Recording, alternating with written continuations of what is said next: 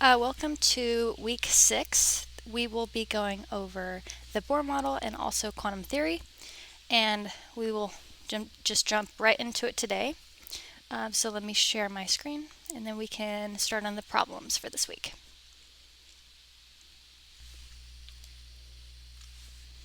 Okay, hopefully you can see my screen.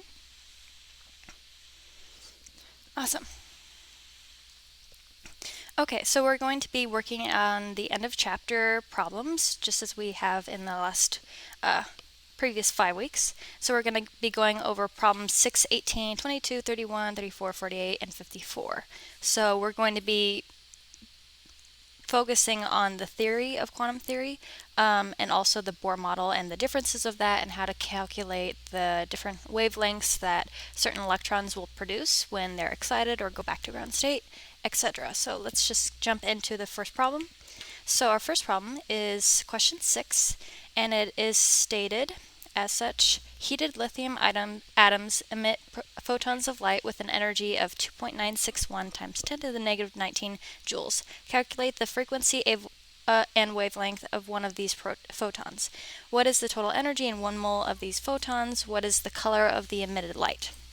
Okay, so we're given a value of the energy that the lithium atom is producing. So we should write down all of the values that the question gives us. So let's write that down first. So the energy is equal to 2.961 times 10 to the negative 19 joules. And it also is saying that it wants us to predict the color of the light.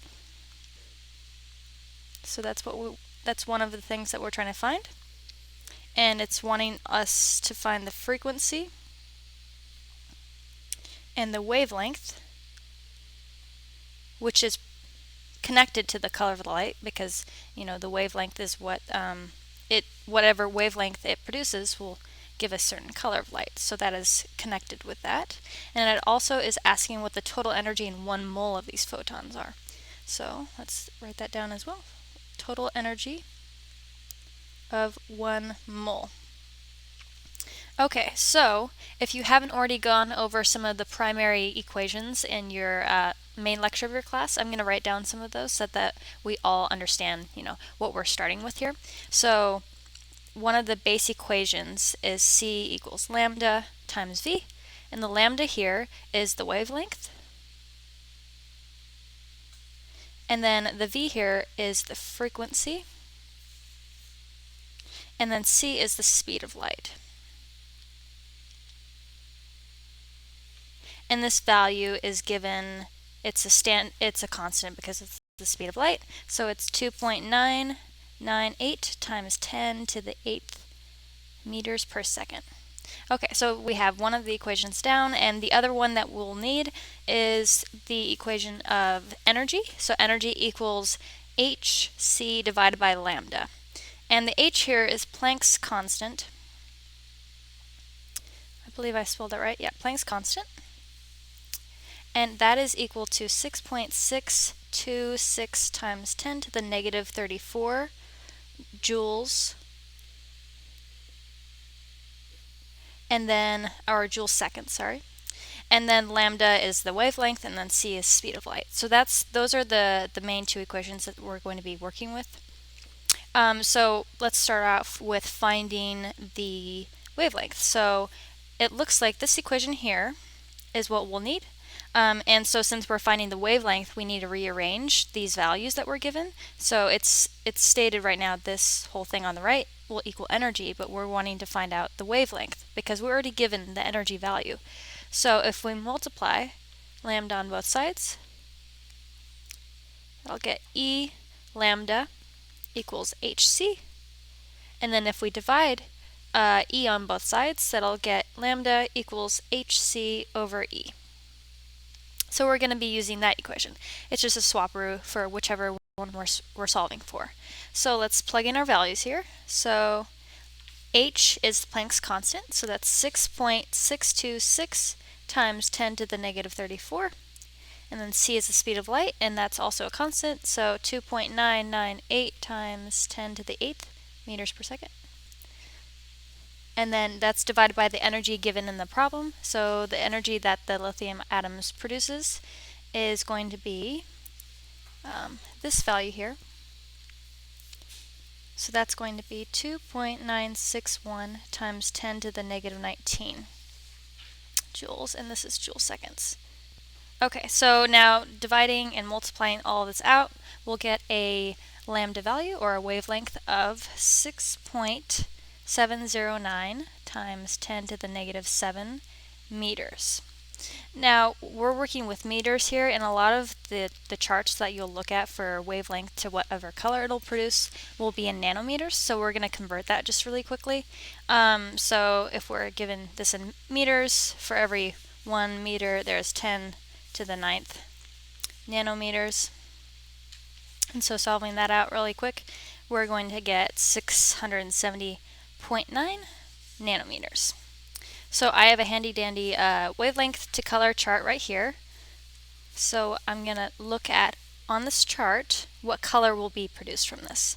So we have a value of around 671. So from that value, it looks like the red here is between 625, or the orange, 625 and 590.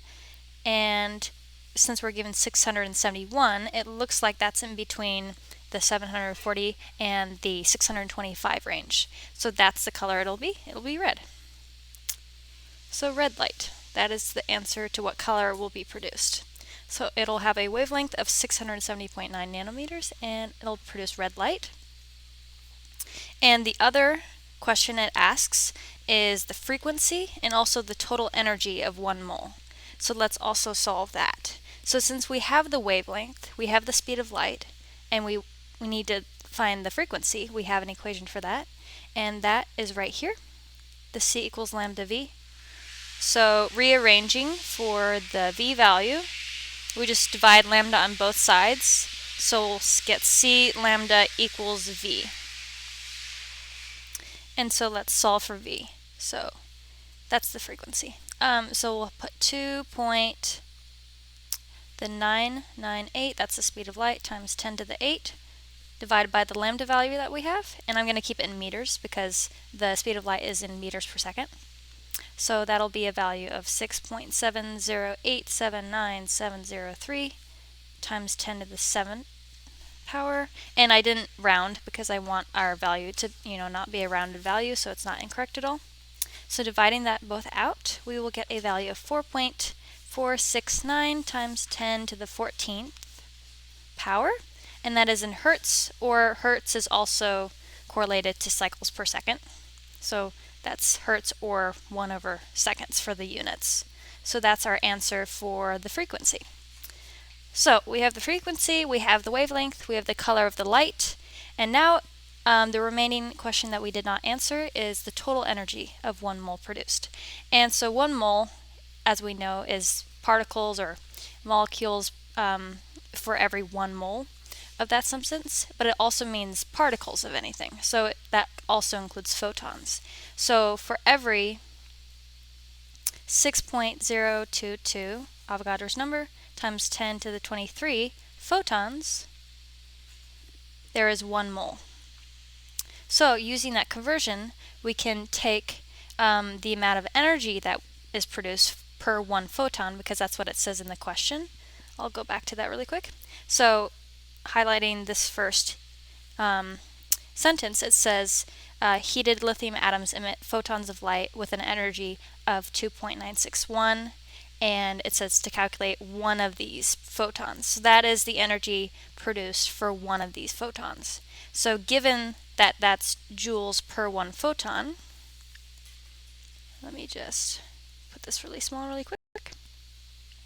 So we have an energy produced of 2.961 times 10 to the negative 19 joules per 1 photon of lithium atoms. And we'll do a unit conversion of photons on the top using this conversion we just found from Avogadro's number. And that's 6.022 times 10 to the 23rd photons per 1 mole. So that is going to be our calculation for finding that answer. It's just a simple conversion using Avogadro's number, and we'll get an answer of 1.783 times 10 to the 5th joules per mole. So we started with joules per photon, and now we have joules per mole. So that answers the last question in this problem. So let me know if you have any questions. I can slow down or go over any specific conversions that I did as well.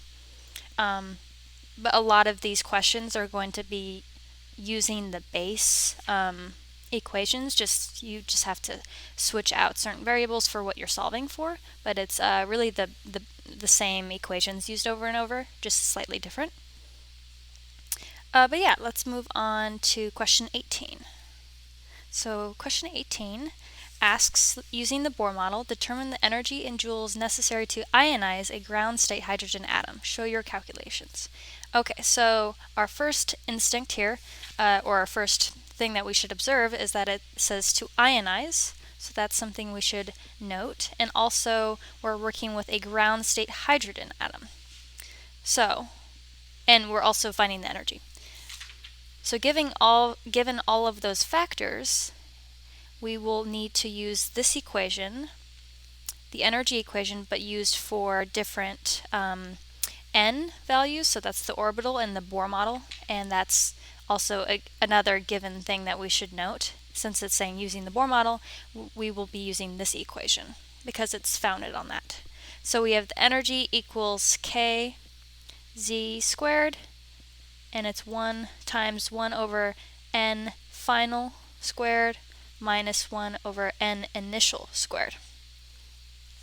Okay, so let's look at what all of these values mean. So the E, energy, as we already went over, and the K, that is a constant, and so K is equal to 2.179 times 10 to the 18th.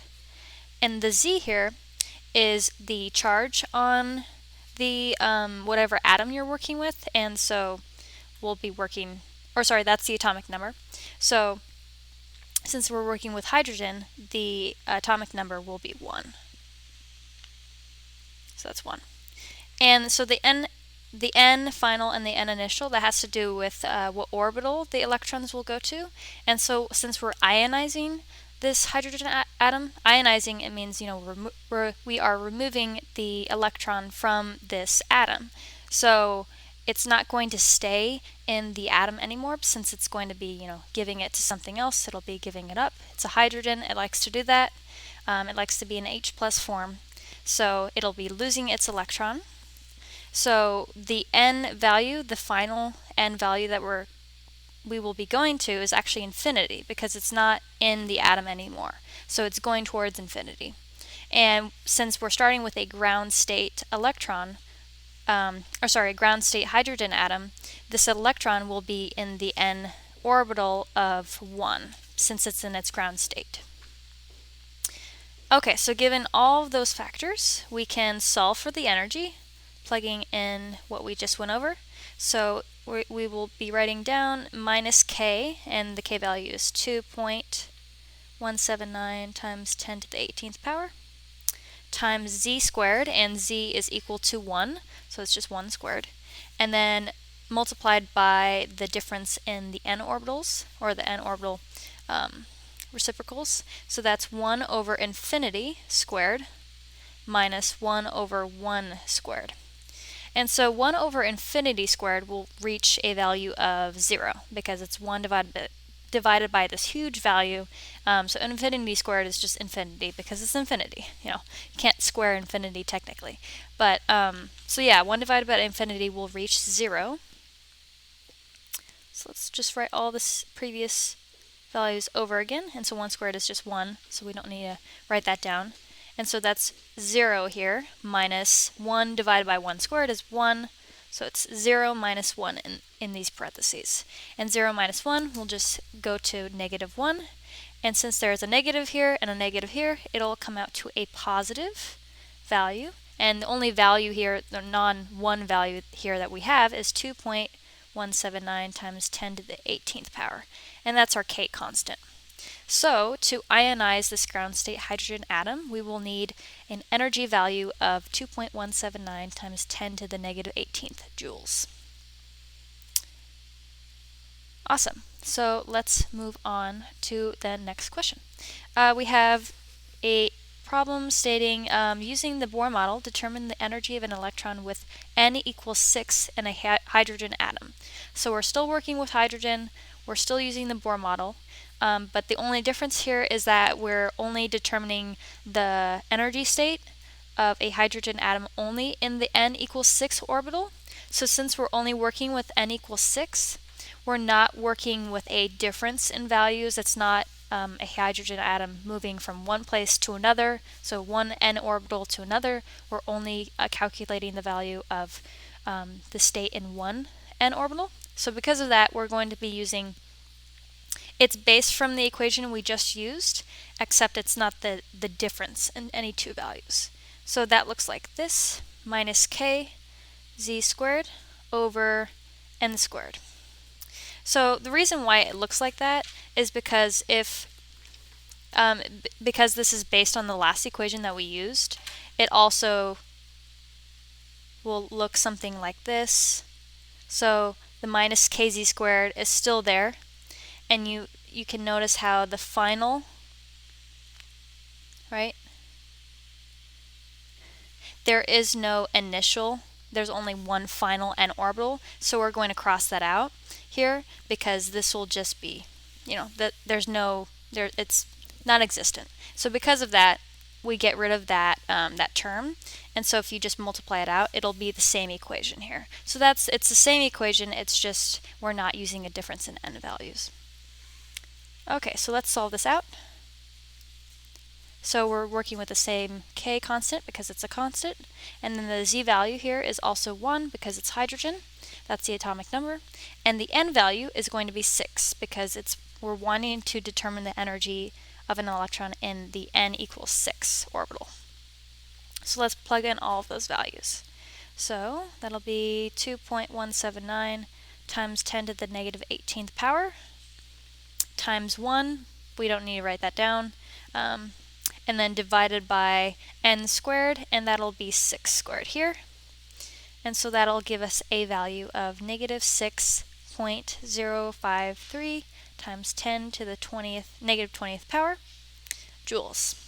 So that is our answer here. And, as I said before, a lot of these questions you have to really read the question and see what it's giving you, because when it's giving you two different kind of n value states, you have to use a different equation. So you have to be aware of that, and then also if you're working with a different kind of atom, it's not going to always be z equals 1. So if it's it's going to be a different atom, it'll have a different charge, so it's going to have a different value there. So just keep that in mind as well. Okay, so let's move on to a theoretical question. So this is asking, how are the Bohr model and the quantum mechanical model of the hydrogen atom similar, and how are they different? Okay, so let's write down the similarities on the left, and then we'll write down the differences of the Bohr and then the differences of the quantum model. Okay, so the Bohr model and the quantum model, they both have the shared similarity that there's going to be a positive center because it's a nucleus, there's protons there and neutrons, and those are neutral, but the protons are making it positively charged. And so that's the first similarity that we will notice in both of these different theories. So it'll have a positive center from the nucleus. And also, for each level that the electron will go to in both the Bohr and the quantum theory is that you need a specific amount of energy to move it to a different state. You can't just have, if you have half the amount of energy, it'll go in between states. You need specifically a a certain value of energy to actually move it to a different level, and that's what quantized mean, and that's why quantum mechanics is kind of called quantum, because it's quantized energy. You need specific intervals of energy, like stairs. It's quantum mechanics, it's like stairs instead of just a ramp where you have constant amount of energy. Stairs, you need specific amount of energy to get to where you want to go. And same with the Bohr model. You need a specific amount of energy to get to each n, or go up an n value or lower down the n value. So that's what they both share, quantized energy. And the next thing is that electrons will move up and down the orbital, just as I discussed. So electrons move up and down orbital. And also the energy, there's energy and a distance between the nucleus and also where the electron is. So in both scenarios, they both have distance. It's not like they're smack dab in the middle of the nucleus. That's not possible for these two theories. So they both have energy and distance from the nucleus. Okay, so now let's get on to the differences, because the Bohr model is a nice and pretty model where each n value, it's a perfect circular orbital. It doesn't move in any proximity, or it only stays on that revolution. So it's like a perfect circular path. And so that's one of the differences that the Bohr model makes in their theory. And so also with Bohr model, it's they don't have the electrons that go around the end on the orbitals. They don't have any spin to them. They don't have any angular momentum. They don't have any changes in that way. So it's very specific to the electrons on here. It's staying on there. So that's really what the Bohr model encompasses, and it's easy to do these simple calculations, or it's not simple necessarily, but it's not reality. So these equations that we're doing in the previously, they're to get an idea, but the actual location to where these electrons will be, that's where the Heisenberg wave function equation comes from, and that guesses the probable location, and that's in the quantum mechanics theory. So I'm going to write that down. That's the difference with the quantum mechanics theory, that they move in proximity to a location that we can guess. It's an educated guess, but electrons aren't perfect. They're going to move crazy around these places, so it's just an idea of where it could go. And so I'll write that down. It's from Heisenberg's wave function theory, or wave function equation, to a probable location. And so the other thing I said with the Bohr model, the difference is that it's not only a circular orbital, but it's also a non-zero angular momentum. And so not only it's a circular path, not only is it a non-zero angular momentum, but it also has discrete orbitals, so they don't go in between anything at all. So I'll write that down too. It says discrete orbitals. Okay, so also the differences with the quantum theory is, not only is they go around in proximity to where we can guess using the Heisenberg's wave function equation, but also they have the angular momentum, and also they have an orientation. So they have a spin to how they move. So they have a spin / orientation. And so these values will be represented by L and also M.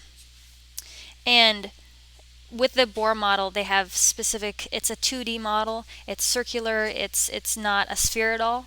And with the quantum model, it's in a 3D form. It's 3D, and because of this angular momentum and because of the spin, with the n values as well, the orbital number, it creates different shapes. So it's not like a sphere that encompasses the nucleus and all the electrons that go around it. It can be like an infinity, or it can be like an ellipse kind of shape. So all these creations of where the electron might go, it'll create different shapes, and so that's very different than the Bohr model and what that will predict. So I'll write that down too. So different orbital shapes. Okay. So yeah, those are the similarities and those are the differences between Bohr and quantum. So let's move on to the next one. I'm going to highlight here so it looks nice. Okay, let's move on to question 34. So this is asking, without using quantum numbers, describe the differences between shells, subshells, and orbitals of an atom. And it also asks in part B, how do the quantum numbers of the shells, subshells, and orbitals of an atom differ? In my opinion, both of these questions are asking the same thing. How are they the same, and how are they different? So I'm just going to write down what they are, and we'll talk about, what the differences they have based on what they actually are. So we're working with defining shells, subshells, and orbitals. So let's write down all of those. So we have shells, subshells, and orbitals. Now, first, when we look at this, the first thing that actually encompasses all of this is that orbitals, its definition is going to be in subshells and also in subshells. So shells are a part of orbitals. So shells are orbitals with the same n value. So that's going to be the same level as you can say from the nucleus. So n equals 6, it's on level 6, so it's a little bit farther away from the nucleus if it was n equals 3. So shell encompasses the same n values. Yeah, orbitals with the same n values. And so subshells has to do with orbitals with same not only n value, so that's the similarity with shells and subshells. So it not only has the same n value, but it also has the same L value as well. And so that's the difference between shells and subshells, is that subshells also include the L value. And so the L value I briefly mentioned before, but that's the angular momentum. And so we're going to be working, this is not talking about the Bohr model, obviously. This is, talking about the quantum mechanic theory, because it's including angular momentum. And so orbitals, what this is defined as, it's orbitals very generally, because it's you can't really be specific with electrons all the time, because their behavior is sometimes very sporadic. So that's exactly what it is. It's the behavior of electrons in an atom. So that's as simple as it gets. It's just the behavior of how electrons work.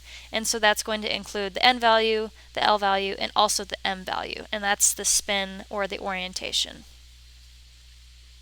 And so if you haven't noticed, but these kind of build upon themselves. So shells is the basic just n value that an orbital will contain, and then this has n and L, the subshell, and then orbital, the actual orbital itself, includes all of the behaviors of an electron that it has, the n, L, and the m, all different personality, as you can say, the personality of an electron. Okay, so yeah, those are all the differences and the similarities between those three factors. So let's move on to question 48. Okay, so we're going to be working with subshell notation. And so as we can say before, subshell has to do with n and L. So those are the two distinctions. Okay, so we are working with, the subshell notation of different electron configurations below. So it's going to look like what it has in the question, it's going to look similar to 1s2, 2s2, 2p6, da da da da. So it depends on each one of these atoms, and it'll all have a different configuration because they have different amount of protons and electrons and neutrons, and because of that it's going to have a different spanning of outwards. So if it's going to have a longer configuration to, p6, it's going to be bigger than something that might have this. But then you also have to introduce electronegativity, which that's a whole different thing. But let's just get into this for now. So let's write down the configuration. So the first one, 48A, we have carbon. So let's look at this periodic table here. So carbon is right here. And so because it passes to this row, we're going to be already covering 1s2. So 1s2 is the first thing that we can write because it's past hydrogen and it's past helium. So it'll include technically those properties because those are just the amount of atoms. That's the only difference between all these atoms. It's just different amount of protons and electrons and neutrons. So it'll encompass those already. So we have 1s2, so that's one row down. And so since we're on the second row, it passes lithium and beryllium, so that is 2s2 because it encompasses these two already. And so now let's go on to this. And so this is the P area on the right here when it's this below, boron and below.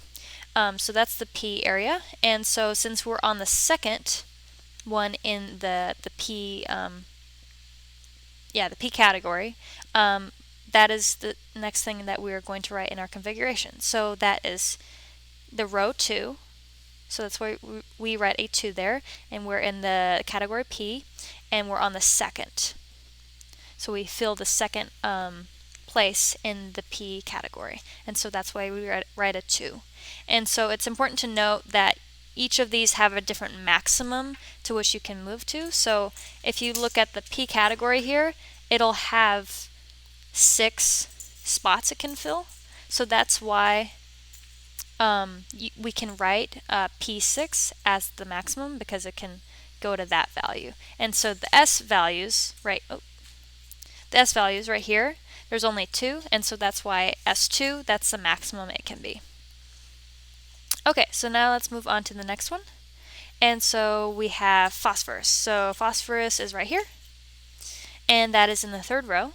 And so since we just talked about how wherever you are, if it encompasses all those rows before it, you can fill out the complete amount up to that part. So that's what configuration is. You go to whatever extent it goes to, and it includes everything else before it. So it includes 1s2, includes 2s2, includes 2p6, it includes 3s2, because that's the S category, that's the third row, and there's 2 in it. And then it goes to the third place in the 3p3, because it's the third, and it's the third row, so 3p area, or the category on the right here, and then it's the third one in. So that's what we're going to write. So I'll write that down slower. I know I went a little bit faster, but we covered the 1s2 because it starts at that. I'll write that down more. So we got that, and then 2s2, and then 2p6, and then it goes to 3s2, and finally it stops at 3p3 because it's the third one in. Okay, so now that we've got to phosphorus, let's move on to, I believe this is vanadium. So that's the next one that we're working on. And so similar to how carbon was included in phosphorus, we can go all the way. So since vanadium is right here, it encompasses everything before it. So we're going to write down everything that it was included before it. So we have 1s2, we have 2s2, we have 2p6, we have 3s2, and we do have, I'll write this down here. So that's vanadium. And we have 3p6, so it actually includes all of this here. Instead of have phosphorus went to the third one, it includes all up to the 6 maximum that it can be for the P category. And then it goes down to 4s2. And so since we're in the D category, it's actually going to not be the same row as the S and P.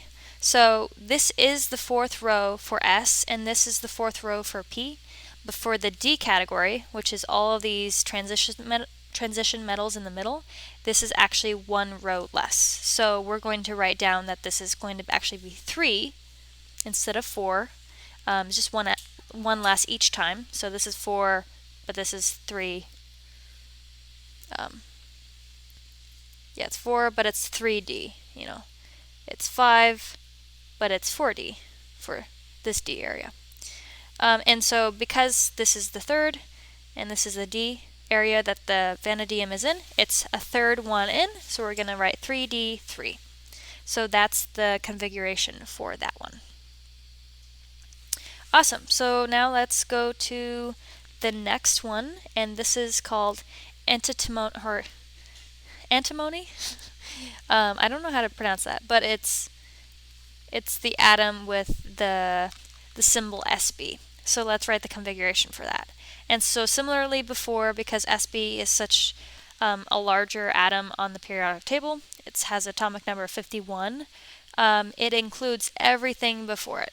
So it goes up to like complete configuration. The last one that it completes is this row right here, and then it goes up to that one. Okay, and this is row 4 for S and P, but this is row 3 for D. So just keep that in mind. So we're going to write that fully out. So that's 1s2, 2s2, 2p6, 3s2, 3p6, 4s2, and 3d. And since this goes up to, so the D category here is the transition metals. So the amount of spots that we have maximum is 1, 2, 3, 4, 5, 6, 7, 8, 9, 10. So there's 10 available spots in the D category. So because it's filled all the way up to that, we're going to write a 3D10. And so this is also for the row 4, because row 4 is for S and P, but then 3 is the row for D at the same area right there. So that's 4p6 because it fills it up completely. And now we're moving on to the 5th S and P row, so that's 5s2. And since it also fills up the D column here as well, it's going to be 1 less of a row number. So that's going to be 4d10. And so then it goes into 3 atoms in. So that's going to be the P category. So that's 5p3. And so that's the final configuration of Sb. Hopefully you can see that pretty well. So yeah, those are all the configurations. Just keep a note to what it fills up to, and so if it's completely goes up to, third row, just write all of that out and then figure out, where do I stop? And keep in mind that the row numbers change as I was trying to convey. It'll change for S and P and D. And later on when we get to, I believe it's the F category. Actually, we won't be going over that today, so that's good. But there's also the category of, these atoms on the periodic table, and that gets a little tricky. But yeah, we're not going to go over that today. So let's move on to the next question, and we have question 54 that we're going to be going over. Excuse me. And so we're going to be working with ions this time. And so ions are a little bit different because you have to keep in mind if they're gaining or losing electrons, they'll have a different configuration because they'll have a different, so let's just say we are working with nitrogen, but it's, N minus 2 or something like that. It'll have 2 extra electrons, so technically it'll have the configuration of a fluorine because it has 2 more electrons. So just keep in mind that. Yeah, so let's get started. So we're working with the first ion here, and this is chromium 2 plus. And so 2 plus on the periodic table, this is chromium, and since it's 2 plus, we're losing 2 electrons. And so this will have the configuration of titanium because of that, that ionic charge. So that is the configuration that we're going to be working up to. And so you can see that titanium is right here on the 4th row, but it completely fills up to the 3rd row here. So we're going to use all of this configuration up to the 3rd row because this is it completely filled for titanium, or titanium. It's actually chromium 2 plus. So let's write that down. Okay, so we'll have 1s2. That's right here. We'll have 2s2. We'll have 2p6.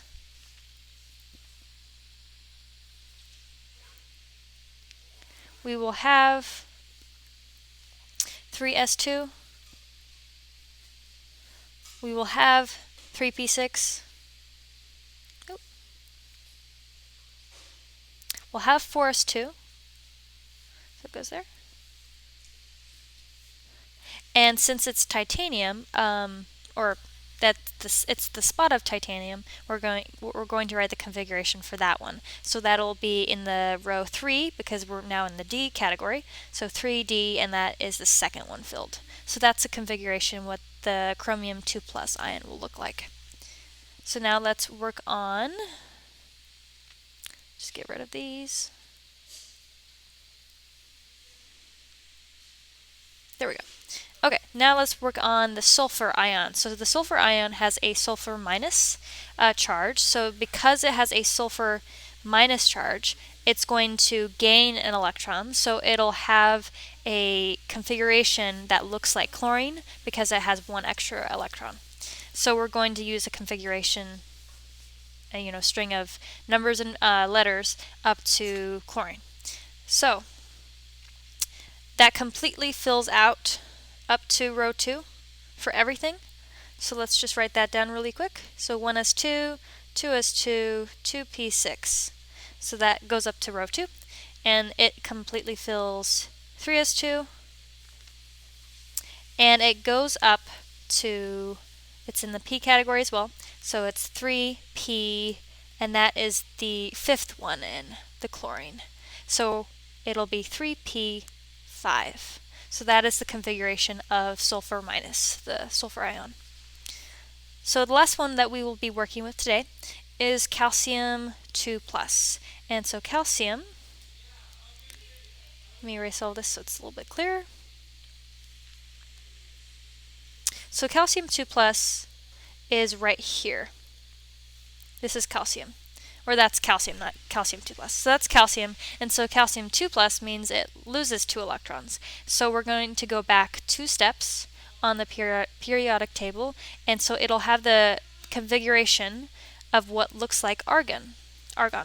So argon is it's a noble gas, and it completely fills up everything up to the 3rd row. So we don't even have to worry about something that doesn't have a complete number in whatever category we are working with. So we're going to go up to completely the 3rd row, and that will be the configuration for calcium 2 plus. So let's write that down. So we will have 1s2, 2s2, 2p6, and that's row 1 and 2, and then 3s2, and then 3p6. And so that is the configuration for calcium 2 plus. So that is it for today. Yeah, these configurations can get a little bit lengthy when you're working with an atomic number that's larger of an atom, but later on there's going to be a shortcut rule if you haven't gone over it in your class yet, which kind of makes it so that you're only working with what it goes up to in a row. So, if vanadium, it went only partially into the D category, there's a shortcut of saying, okay, it'll go up to this and then it'll fill up everything before it, but you don't have to write everything before it. It'll just say when it stops. So there's going to be a shortcut later, so you don't have to write down all of these completely out, but it is important to note how to actually fill it out completely. Yeah, so let me know if you have any questions below, if you want me to go over anything specifically.